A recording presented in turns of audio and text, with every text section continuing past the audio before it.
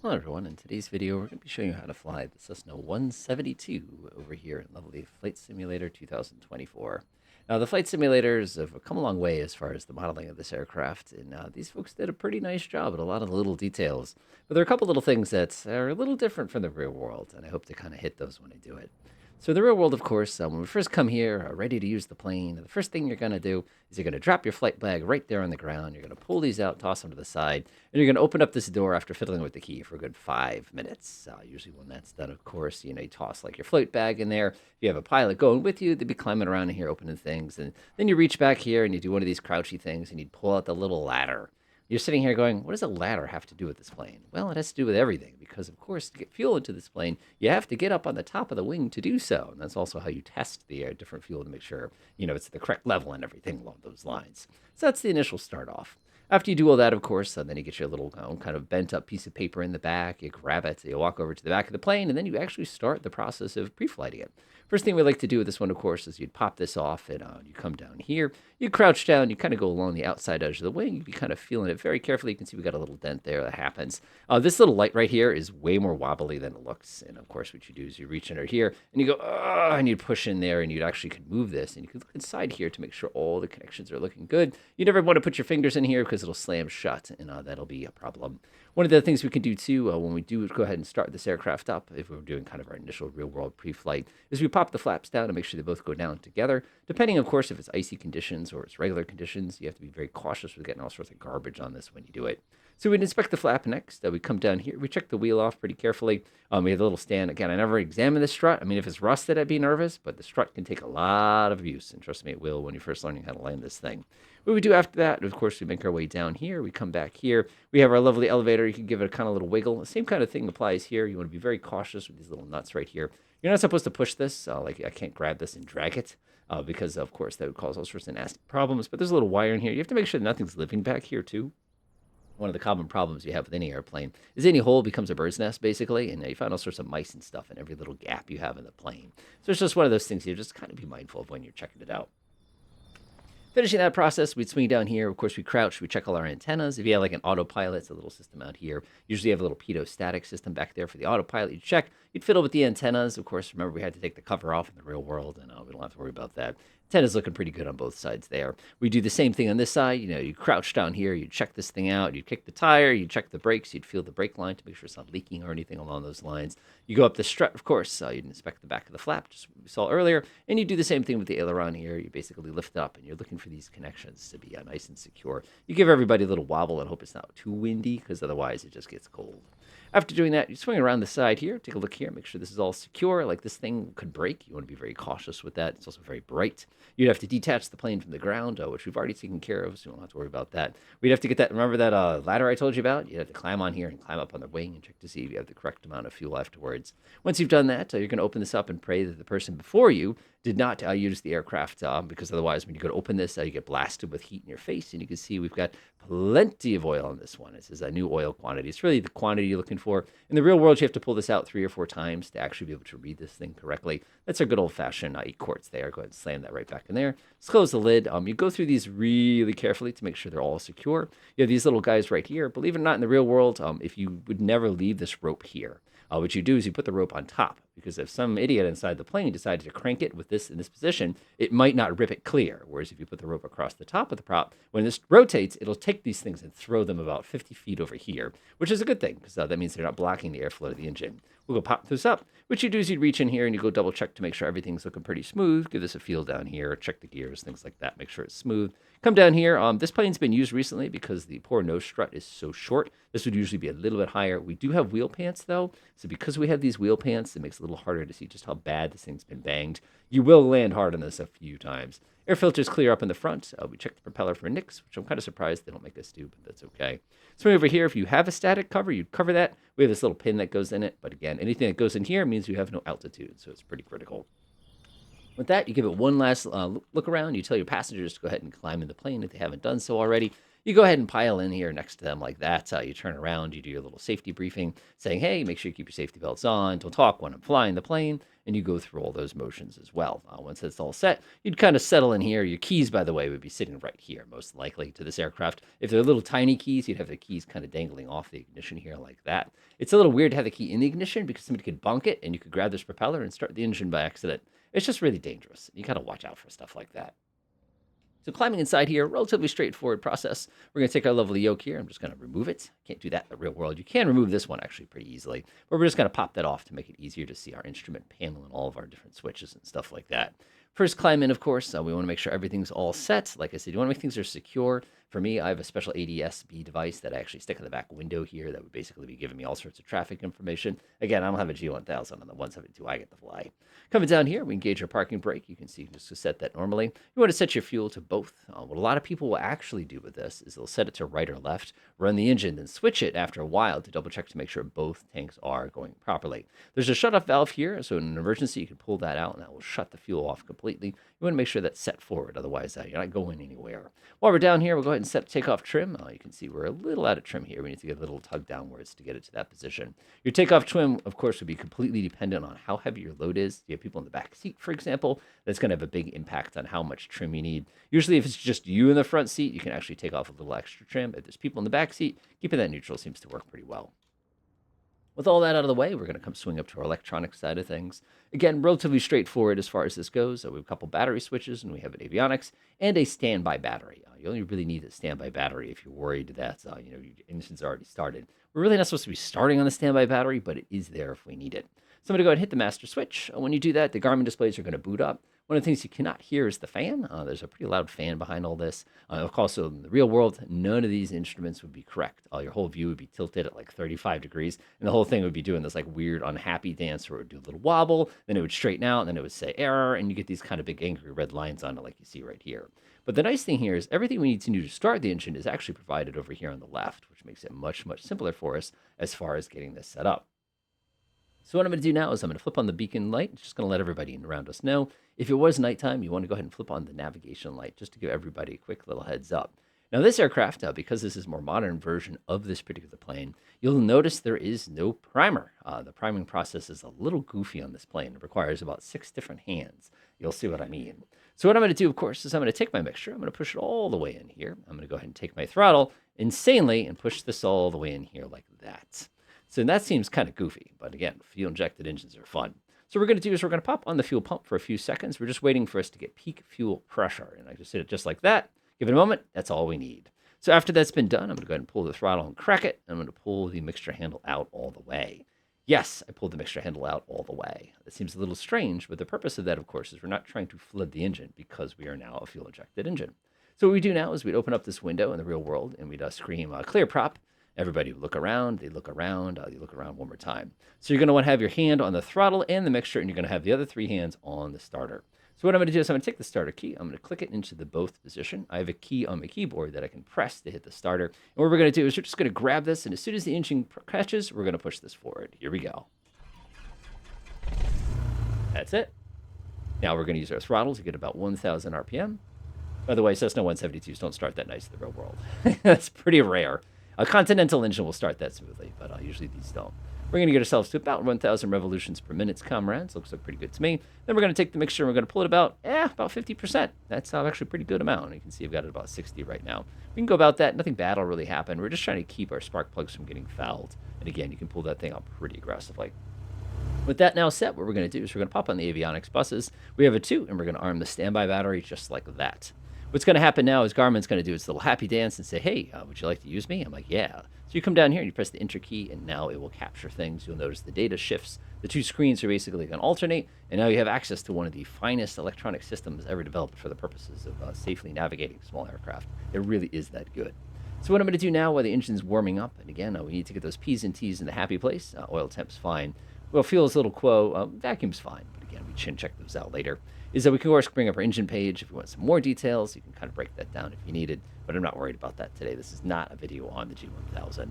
So what I would do next is I'd go ahead and pick up my flights. If I'm doing a real simple flight, I'd come over here and just press the direct key and pick where I want to go. We're going to be flying pretty easy today. We're going to go to Meriden. So I simply type in where I want to go, and then I shut off the keyboard button if that's something you want to use. Press the enter key a couple times. It's going to say, is that what you meant? Yeah, that's definitely what I meant. Next, while that's running up, I'm going to run over here and check to make sure I see the magenta line of safety, and I'm going to double check to make sure GPS is shown here. If it is not, I can press the CDI button and actually change what tool I'm using for navigation. Again, I don't want to go too far into this particular aircraft or this particular system today, but know that that's there. While we're at it, of course, I'm going to go ahead and make sure our navigation frequency is 114.9 or 0, just in case I need to use Hartford VOR, and you can see that's there. If I wanted to take a look at it, I could actually come over here and hit that, but we're a little low for that purpose.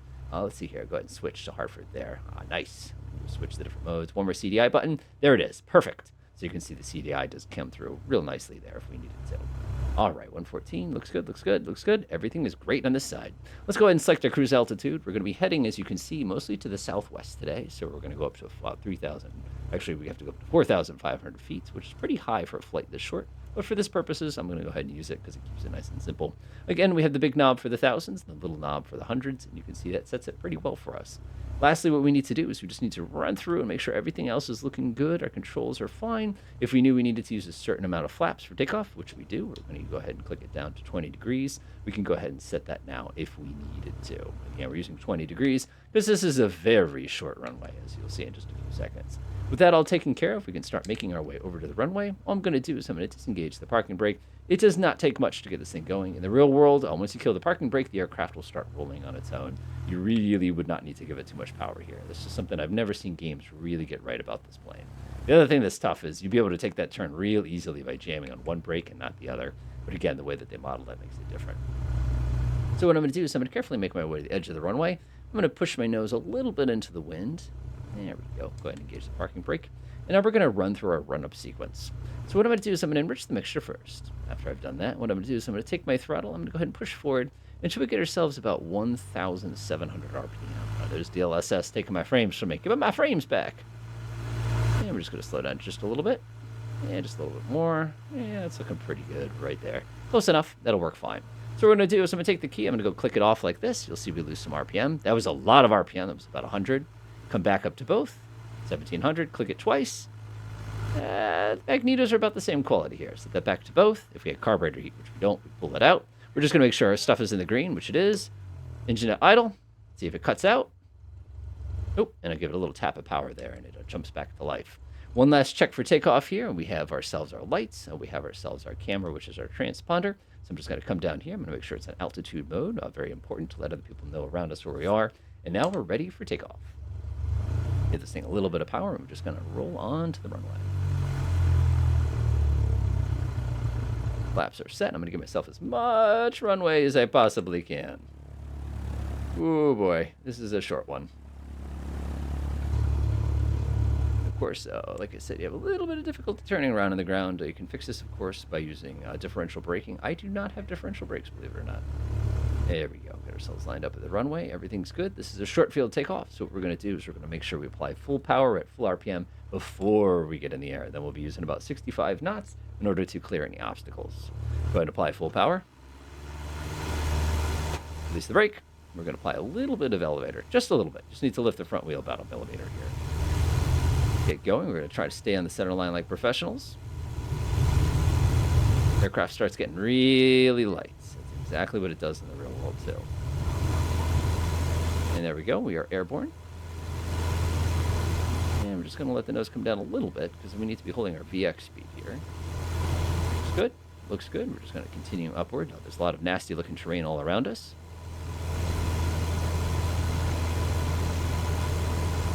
Delightful. I'm going to let the nose come down a little bit. And I'm going to bring up one click of flaps, not both click of flaps. I'm just going to hold about 5 to 7.5 degrees. Get up to 70 knots, bring up the next click of flaps. Go ahead and hold the nose up. We're looking for a climb speed of about 75 knots, which is about right there. Nice. Once we're clear, of course, in the real world, what we'd be doing is we'd be calling Bradley Approach to let them know that we're about to smack into their airspace. Because Bradley International Airport is right over there. So, of course, in the real world, we have to sort of let them know what we're doing. But for us, this is fine. So what we're trying to do is make a relatively relaxing climb here. Like I said, our cruise altitude is 4,500 feet. And by holding about 75 knots, that's going to get us a good combination of speed, cooling, and, we're not going to take a month and a half in order to get to our actual altitude. One of the cool things you can see on our little GPS display is since we did take the time to program everything, we can actually see a magenta boxes of safety this time. So it's actually even better as far as that goes. You can also notice that at the bottom screen there, as that screen turns yellow and green, that simply means that the terrain underneath us is getting so far away that it's not something that we need to worry about very much. Give it a couple blasts of trim there. We can switch over to the autopilot at any time. One of the strategies I recommend for anybody for autopilot is get it the way you want it perfectly, then engage the autopilots. Once you've done that, then you, of course, can come over here and set the certain modes. We're going to arm the nav mode here. You see our nose is up awfully high. So what I'm going to do is I'm going to press the FLC button here. See how it says 73 knots? I actually want to climb at a different speed. Climb at 75, technically 76 knots. So what the plane will now do is it'll actually continue climbing at this particular speed until we get to our desired altitude, which is the 4,500 feet. The other thing you'll notice is our aircraft is doing this nice gentle left roll here, and the reason it's doing that is it's trying to align itself with this course that we have selected right here. So as we start to get a little closer, look at the window. You can see everything's running pretty smoothly there. It is very loud in this plane because we never closed the window. This aircraft can operate with the window open, surprisingly. Obviously, if you get over 120 knots, this would get fabulously noisy. So you would probably want to close that. And obviously, you need to obey any rules that they put anywhere on the aircraft whenever you're operating it. So at this particular point, we're going to now take a nice gentle turn. We're going to start setting ourselves towards our destination. The nice thing about the G1000 is you can see it's about 29 nautical miles away. So we have plenty of time as far as getting there. It's about a 20-minute journey. Don't worry, I'll skip that part of the trip. But we can't skip the mixture part. All right, we're settling into the magenta boxes of safety, as you can see just down here. Everything's starting to pick up some speed. I like to leave it at full throttle for a few moments just to kind of build up a little bit of energy, make it a little bit easier to kind of get on step, as the old timers would probably call it. Good time, of course, to double check to make sure all your altimeters and things are set. We're flying with kind of like a default weather today, so it's nothing too special as far as that goes. And of course, we can see lovely Hartford get blasted in the face with the sun. It's a real time of day. Right now, we're actually in a snowstorm, so this weather would not look nearly this good. It would be this brown. It just wouldn't look that good. So what we're going to do is we're going to set our cruise power here. Our cruise power in this aircraft is it ranges pretty much anywhere in the green arc you're allowed to operate. So my maximum power basically for RPM is about 2,500. And you can see that very, very clearly right where my finger is right here. Once we've set our cruise power, of course, keep in mind the aircraft will speed up and it will slow down based on turbulence. And so will the engine. Welcome to the fun of being a fixed pitch propeller. It's one of those things where you could go mad trying to get this number absolutely perfect. It's okay. Like I said, it's part of the fun. So now what we want to do is we want to set our mixture so that it is saving us some fuel as well as not gucking up our spark plugs. Doing that is a relatively easy process. One thing we could use is the EGT sensor. We could also use our tachometer if we wanted to kind of do it the old-fashioned way. Either strategy works perfectly fine for this. The other option we have, of course, is we go to engine lean, and we can actually monitor everything basically real time for the surface of this process. So if we wanted to, we could actually hit the assist button, and now what we have to do is simply pull the mixture out and watch the instrumentation change. So if I were to pull out the mixture about that much, for example, one of the things you'll observe is the temperature of the cylinders come up a little bit because the air and fuel mixture is now burning much, much leaner than it was a few minutes ago. You also notice my RPM climbed a little bit. Now let's pull out this a little bit further and see what happens. Again, I'm just holding my mouse over it and basically wheeling the mouse towards me. You notice our RPM is now 1,000, it's 30 RPM faster than it was a moment ago, to give you an idea of how much better the engine's running. It's about 1,520. We're starting to get pretty high. Oh boy. Wow, 50 RPM. That is a fabulous amount of engine performance improvement here. Okay, we're about to go to the other side. Watch this. Now, what'll happen here is you'll kind of be sitting here. This is actually really, really high performance here. Pull the throttle out a little bit, or sorry, the mixture out a little bit more. You can see it's down to 44%.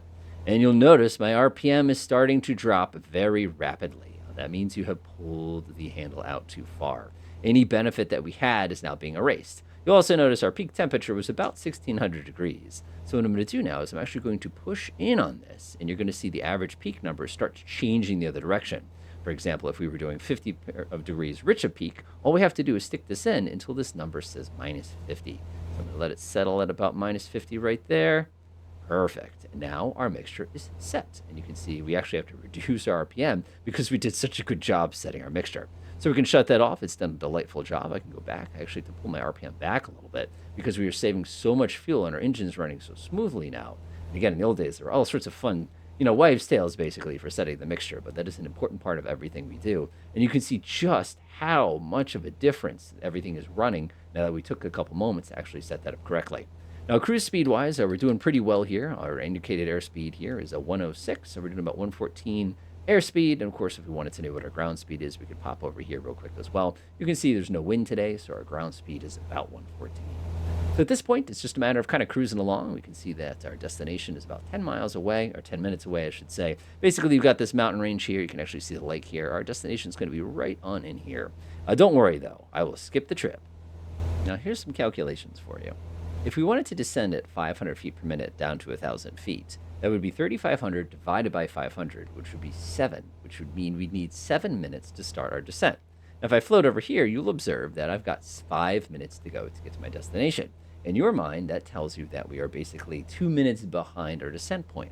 One of the things you have to remember about a pilot, however, is anything that is above us is worthless, which means if we go diving down right now, we had better have some kind of plan in order to get us on the ground in the event that the engine stops working. In this case, we've got this lovely highway at our disposal. We also have this major road here too. So we know if we did want to descend at that nice smooth 500 feet per minute, we could actually do so anytime. So what I'm going to do here is I'm going to come into my little piece here. I'll go ahead and set ourselves up to basically our traffic pattern altitude here. That's looking pretty good right there, just the way that I have it. I'm going to press my vertical speed button. I'm going to go down, down, down to 500 feet per minute. And I'm going to pull my throttle back just enough to make sure that we don't accelerate here. Now, that should be plenty there. It really takes very little in this plane. One of the things we do normally is we actually leave it at cruise throttle, but sometimes you have to pull it back just a little bit so you don't go over speeding the plane. Again, you don't want to shock cool that engine. So I'm going to go ahead and go and increase my mixture here. It's going to hurt our fuel economy, but that's okay because we're basically at our destination here.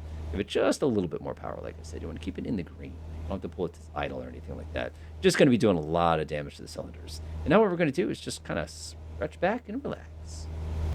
All right, there's the lovely airport. Now, the nice thing is because we were coming at this place from basically the reverse angle of where we took off from, we know that the runway we're going to be using is here. We can also check the weather forecast if we need to. But like I said, we're at idle right now, or not idle, right? No wind, essentially. It's idle wind if you prefer.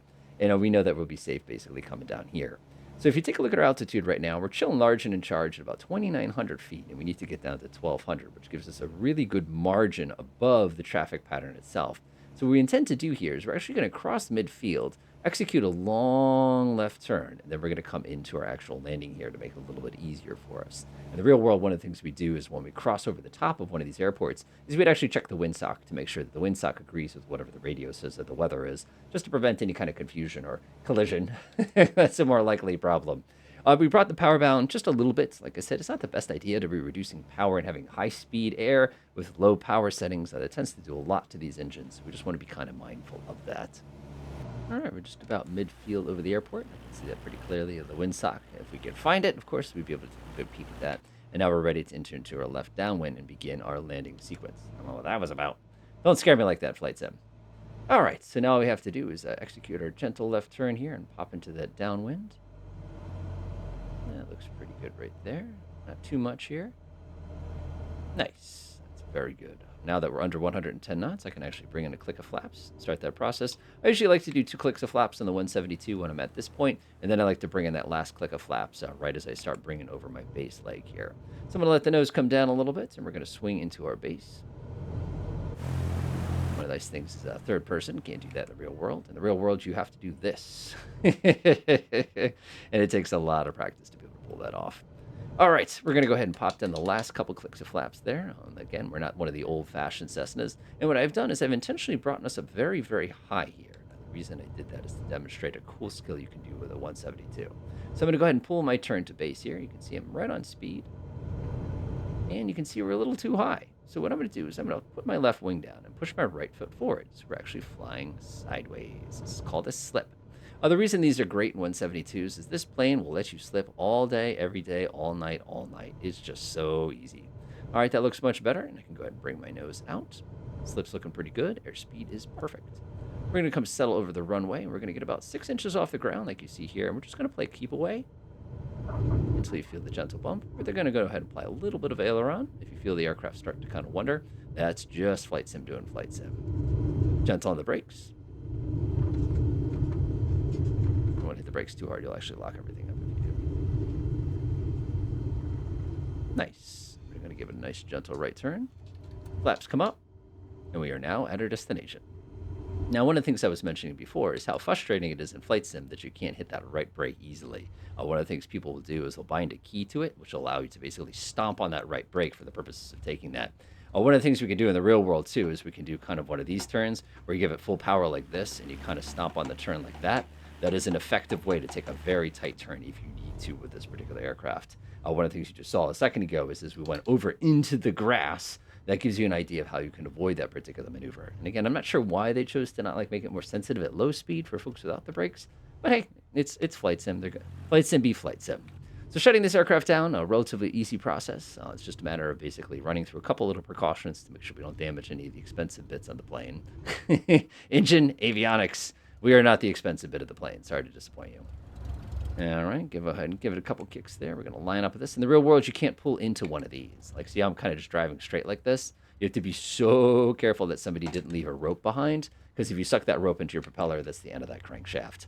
All right, so a couple things we like to do here. First of all, we're going to pop on the avionics fuss. It's going to go to the off position. And we're going to rev up our engines like this a little bit just to clear any nastiness.